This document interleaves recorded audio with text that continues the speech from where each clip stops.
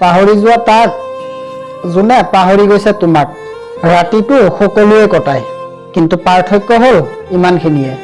কিছুমানৰ ৰাতি পাৰ হয় নতুন কিবা কৰা সপোন চাই, আন কিছুমানে আকৌ ৰাতি পাৰ কৰে তাৰ সপোনবোৰ ভাঙি যোৱা কষ্ট আৰু যন্ত্ৰণা পায়।